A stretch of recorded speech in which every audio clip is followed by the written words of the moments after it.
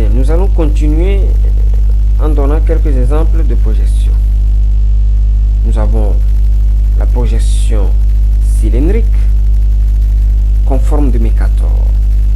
C'est cette projection qui conserve les angles, mais déforme de plus en plus les surfaces au fur et à mesure qu'on se rapproche des pôles. Elle est largement utilisée notamment par Google. Parce que pour tous ceux qui utilisent Google Maps, Google Earth, et bien c'est cette projection qui est utilisée par notre logiciel. Maintenant que vous êtes informé, j'espère que vous pouvez faire une meilleure utilisation des données provenant de cette plateforme. Nous avons aussi la projection équivalente conforme de Mercator.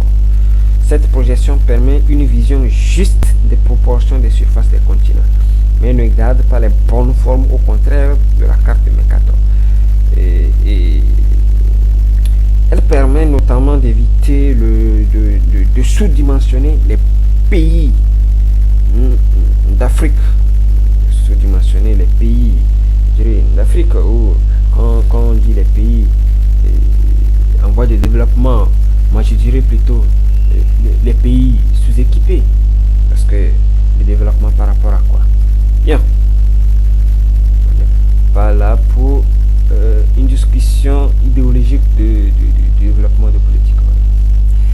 Enfin, nous pouvons citer aussi la projection transverse universelle de Mercator, connue sous le nom de UTM.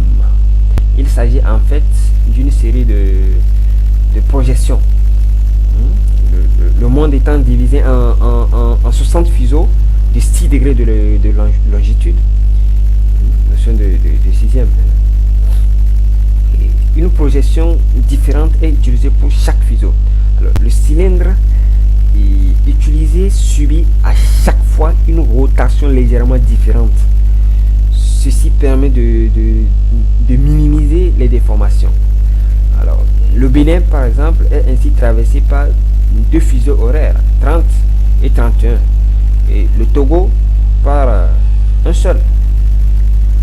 Alors, cette projection peut être associée au système WGS 84, donc le World Geodetic Survey System 1984. Alors, pour la synthèse, vous voyez sur notre dernière image qui vient d'apparaître la notion de géoïde, d'ellipsoïde global, d'ellipsoïde local. Ils ont des différentes zones d'utilisation pour un peu illustrer ce que nous avons dit. Vous voyez, quand vous prenez le cercle représentant la géoïde, elle a une surface irrégulière, tandis que notre ellipsoïde a une surface d'ellipse. Vous voyez, donc les modèles qu'on utilise pour modéliser la surface terrestre. Alors, pour conclure, il existe d'autres types de projections, ni cylindriques, ni conformes ou ni azimutales. En résumé, la projection parfaite n'existe pas. Je répète, la projection parfaite n'existe pas. Il faut essayer de faire au mieux pour l'usage auquel on destine la carte. Donc, à ce sujet, par exemple, les cartes utilisées pour la navigation conservent généralement les angles et non les distances.